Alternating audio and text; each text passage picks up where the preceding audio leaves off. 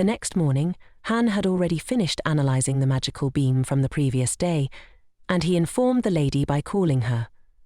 Pointing to the test results, he regretfully explained that it would be difficult for a non-stonemancer to interpret them. Therefore, the Archduke began to explain the theory to the girl in simpler terms. He mentioned that the wave contained a record of negative emotions and that the door could only be opened if the chosen people were gathered together, along with someone the girl hated. Riella found this condition strange, and Han agreed with her. He then asked if the girl had anyone in mind, which made her pause and think.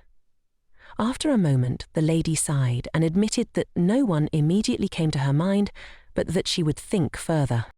Han didn't press her with more questions, only informing her that he would be absent for some time due to a trip to the palace on business. After seeing him off, Riella began to consider who she could call a hateful person. Maybe it was a difficult customer who had placed a large order and not paid, or perhaps Martin. But she wasn't sure. She reasoned that such a person couldn't just appear out of nowhere, making the task even harder to contemplate. To her surprise, the next day didn't start well at all, as Charlotte unexpectedly came to visit. Riella was caught off guard and trembling from the sudden visit, but the princess seemed perfectly at ease. Charlotte complimented Madame Melda's cooking, even joking that she would take her aunt with her to tea.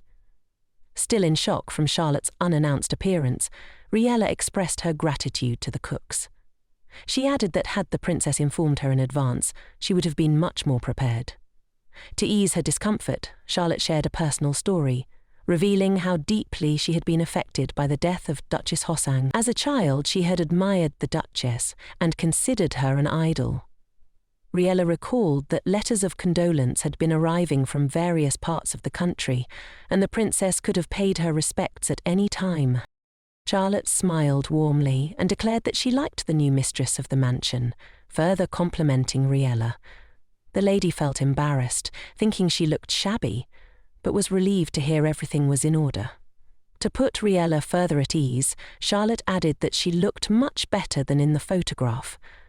Charlotte then surprised Riella by saying they were both the same age, though Riella had thought the princess appeared much older due to her wise and mature demeanour. Smiling, Charlotte suggested that the lady loosen up a bit, as she wanted to chat in a more relaxed manner. However, she immediately asked a question that made Riella internally shrink. It was about the Archduke and his life in the mansion. Charlotte took control of the conversation, casually mentioning that the Archduke had recently been placed on probation for neglecting his duties. This news shocked Riella. She hadn't expected Han to get into trouble for helping her. Charlotte quickly realized that Riella's weak point was Han, and she began to emphasize their serious relationship, subtly implying that Riella would be upset if Han stopped visiting after marrying the princess. She added that Riella need not worry, as she could always come to visit them, insinuating that she would already be the Archduke's wife.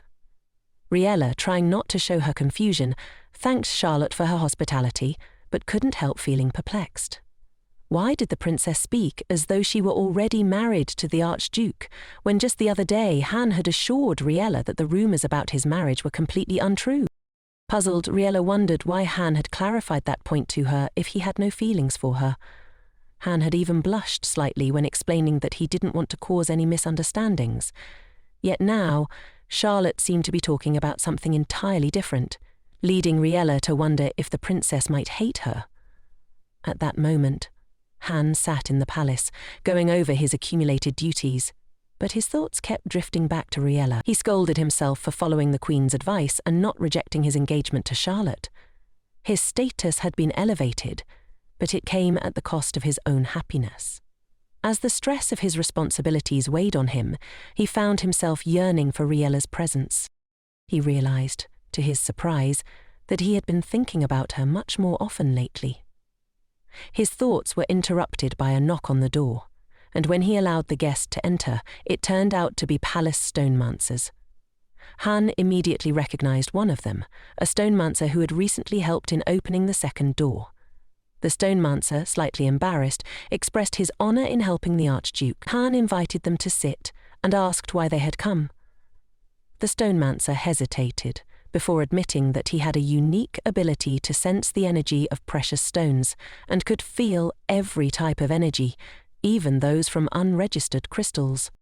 The stonemancer revealed that he had recently detected some unfamiliar energy, partly emanating from a stone in Princess Charlotte's quarters, and another part from Han himself. This surprised the Archduke, who had not expected such a connection. The stonemancer added that even now Han was under the influence of an unregistered stone. Meanwhile, in her chambers, Charlotte was nervously biting her nails, frustrated that her plan had failed. She had hoped to provoke a reaction from Riella during the reception, but had failed to stir any emotion from the girl. Angered, Charlotte lied that her marriage to Han was a done deal. At that moment, a maid informed Charlotte that Han had come to visit her. Frightened, the princess instructed the maid to tell him that he could come in, but would have to wait until she was ready. A few minutes later, they sat in silence, sipping royal tea. Han thanked the princess for her time, and she asked what had brought him to her. Gathering his courage, Han explained that he wanted to be as honest as possible. He confessed that he had discovered it was she who had been spreading rumors about their marriage. The princess tried to defend herself, but Han continued, stating that he actually appreciated her gesture. He shared his frustration with the Queen's recent reprimands and admitted that he was tired of living this way, feeling it was time to make a change. Charlotte, sensing an opportunity, sweetly declared that she understood his feelings. She suggested that perhaps his words were an offer to marry her. Han, caught off guard, smiled slightly, unsure how to respond to his own statement. The princess was stunned by his rare smile, and as the conversation came to a close, Han left, leaving Charlotte to reflect on how perfectly her plan had unfolded.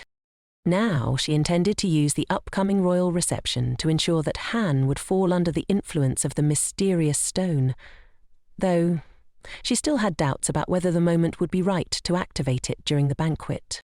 Later, Charlotte had already imagined how she and the Archduke would attend the banquet and publicly announce their marriage. The most satisfying part of this for the princess would be seeing Riella's disappointed and pitiful face, knowing she wouldn't be able to change anything. Lost in her thoughts, the princess had no idea that Han had a completely different plan. After leaving her, the Archduke went straight to the stonemancers. He asked how the work was progressing, and they replied that thanks to the distraction caused by the princess, everything was going smoothly.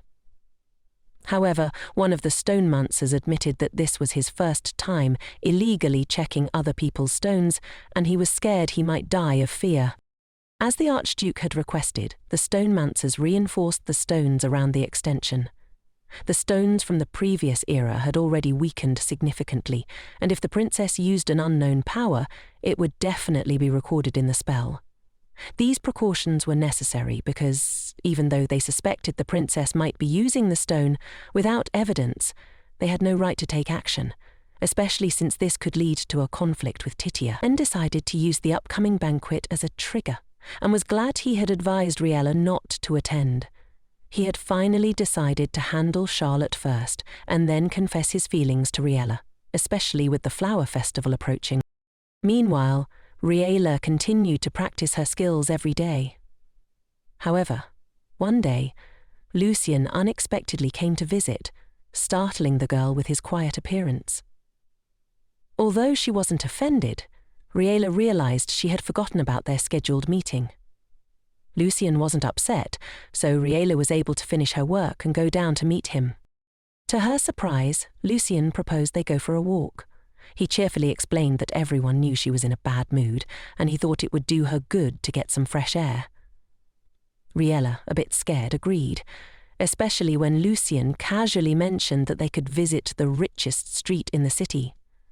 Although she hadn't planned on it, Riella agreed to the walk, asking for some time to change her clothes. As they walked toward her chambers, Naya gleefully anticipated dressing Riella in something cute. Later, after some time in the carriage, they arrived at the street. Lucien suggested they enjoy a meal before continuing, as it would make the walk more enjoyable. When they entered the establishment, Riella was surprised by everything: the waiter's greeting and the luxurious interior. She had never been to such a place before and had no idea what to order from the menu. Seeing her dilemma, Lucien kindly offered to choose the food for her. After they were served, Riella noted with pleasant surprise how much she liked the cocktails. Lucien, sensing the opportunity, asked if she would attend the reception in 2 days for the flower festival. Riella firmly replied that she wasn't planning to go, but Lucien cleverly asked if Han had told her to stay home. He was right, and Riella couldn't deny it. Lucien then suggested that the banquet would feature a wide variety of flowers, tempting Riella with their beauty. Eventually, she admitted to herself that she was indeed curious about the flowers, especially after Charlotte's earlier words. Thinking it over, Riella decided that if Charlotte's rumours were true, she wanted to see it with her own eyes. Lucien, noticing her shift in attitude, invited her to the banquet as his partner, leaving Riella with no choice but to agree. Nia was thrilled by the news, and as the girl prepared for the event, she felt somewhat embarrassed but excited. Nia reassured her that she had already prepared a beautiful dress for the occasion. On the day of the banquet, the crowd whispered as Charlotte and the Archduke entered, many noticing Charlotte's stunning beauty. But only one person, a stonemancer, remained wary, observing Charlotte's every move. Han entered the building, evaluating the banquet hall and ensuring the stones were in place, secretly preparing for any unknown power Charlotte might use. When Charlotte and Han finally greeted each other, the crowd around them began to murmur about the two looking like a fairy tale couple. Han was tense, not wanting to show any true emotions, but Charlotte seemed entirely at ease. Meanwhile, the crowd's attention was soon drawn to another couple, Lucien and Riella. Riella, dressed in a beautiful white gown, looked stunning and surprisingly calm, despite her inner nerves. When Han saw Riella, it hit him like a lightning bolt. Exactly what he feared had just happened. Meanwhile, Riella sincerely told Lucien that she was nervous, to which he replied with a story about his first banquet. He admitted that he had done a lot of silly things because of his nerves, without any embarrassment. He had gotten drunk, fallen asleep, trampled his partner's feet, and even tried to eat jewelry, mistaking it for food. As a result, his antics were published in the newspaper. This story amused Riella so much that her nerves began to settle, and she felt much more at ease at the banquet. She was grateful to Lucien for his light-heartedness. Lucien reassured her, saying she had nothing to worry about because she was very beautiful and everyone was watching because they wanted to chat. Riella looked around, trying to believe his words, when she suddenly saw Charlotte and Han together. Her heart sank and a sharp pain pierced her chest. Still, she tried to calm herself, reminding herself that nothing was certain yet. She came to the banquet to talk to the Archduke about everything, not to believe rumours, and she wanted to trust him. Meanwhile, Han was lost in thought, wondering what Riella was doing at the banquet, since she had no intention of attending. It hurt him even more that she had come with Lucien and hadn't said anything to him. Han remembered that he himself had forbidden her to go, promising they would go together later. But now, Charlotte turned to him and asked if he would greet Madame Tanner. Han realized that his only role now was to pretend everything was going according to the princess's plan in order to execute his own. He hated Charlotte, but he couldn't ignore her. Trying to convince himself that he wouldn't have to endure it much longer, he accepted his role for the time being. Before Han could decide to approach Riella, the music blared deafeningly as the king and queen entered. The crowd shifted their attention to the regal couple, who were truly graceful and beautiful. The music symbolized the ruling power. But Han's focus was elsewhere. The queen caught his gaze, and he immediately recognized the deep and dangerous look in her eyes. It was a look Letitia reserved for her subordinates, signaling that only through flawless performance would the Archduke retain control over the stones. At that moment, Han knew he could not afford to make a mistake. A short while later, Riella was surrounded by a crowd, forced into cheerful conversations to avoid offending anyone. This drained her, but Lucien stayed by her side, encouraging her. He had expected Riella to attract attention, but not so much. Riella thanked him for his help, which allowed her to breathe a little easier. Lucien asked if she planned to dance, but Riella, who had been too busy preparing for the event to take any waltz lessons, firmly decided against it. She hadn't admitted it to Lucien, but she secretly wanted her first dance to be with someone special, and Lucien wasn't that person. She wondered what the Archduke thought about it, but she didn't have the chance to ask him. Riella's mind kept wandering back to whether Han would dance with Charlotte tonight. Not dancing wasn't considered improper, but right now, more than anything, she wanted him not to dance with the princess. Just as she thought this, she saw Han standing before her, and her heart skipped a beat. She hadn't planned to get close to him, but looking into his face, she noticed something strange. He seemed deeply sad. She was taken aback by his expression, but couldn't explain it to herself. Before she could think further, Charlotte approached Han, whispering sweetly to him. To Riella, the interaction felt foreign and wrong, though she couldn't quite place why. Again, a dull ache formed in her chest, and she found it unbearable to watch. The princess invited Han to mingle with the rest of the guests, but Riella saw it for what it was, an invitation to engage in something much more personal. The crowd around them began to murmur in surprise, sensing a deeper connection behind Charlotte's words. Riella froze in place, feeling the weight of the princess's words. She had always believed in her intuition, and now she could see it all clearly. Charlotte's intentions were painfully obvious. Remembering all of Han's previous words, Riella understood that he simply didn't want to show or tell her anything. That's why he wore such a sad expression. But despite the pain, she still wanted to see everything with her own eyes. However, it became too much for her, and she couldn't bear to watch any more. With a heavy heart, she turned and ran as far away as possible.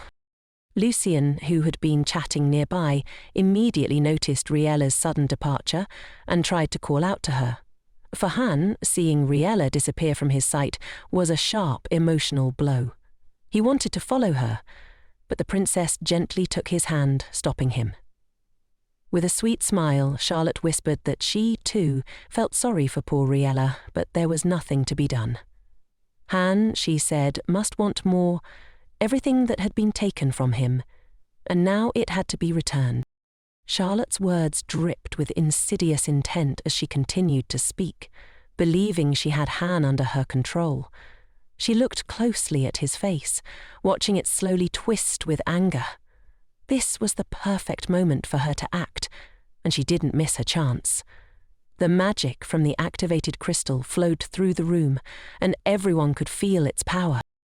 But to her surprise, the Archduke suddenly yanked his hand from hers, causing it to fly to the side. Confused, Charlotte saw the expression on his face twist with the turmoil inside him.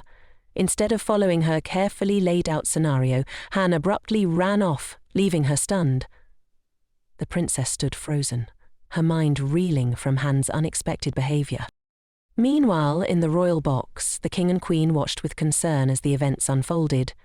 Letitia said that she wasn't certain, but she suspected that everything happening might be part of a plan devised by the Archduke.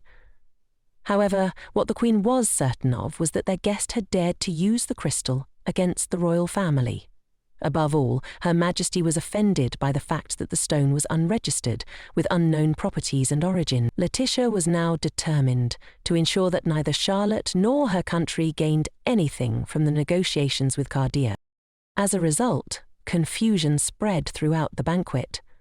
The king's brother had fled the scene, leaving all the courtiers and invited guests in disarray, halting the dance. To restore order, His Majesty decided to intervene. He appeared near Charlotte and apologized for the Archduke's rudeness, claiming it was a misunderstanding. He explained that Han had small communication stones through which he was likely informed about the situation. No one realized this was a fabrication, and all the courtiers accepted the king's words as truth. As a result, Han's sudden departure no longer seemed suspicious. To further ease the tension, the king invited the guest who had travelled from afar to dance with him. Charlotte, still embarrassed by the Archduke's abandonment, took the opportunity to calm the atmosphere. She extended her hand to the king, accepting his invitation. Meanwhile, Han ran as fast as he could, desperately fleeing the banquet hall. Under the influence of the stone, he felt an overwhelming urge to find Riella.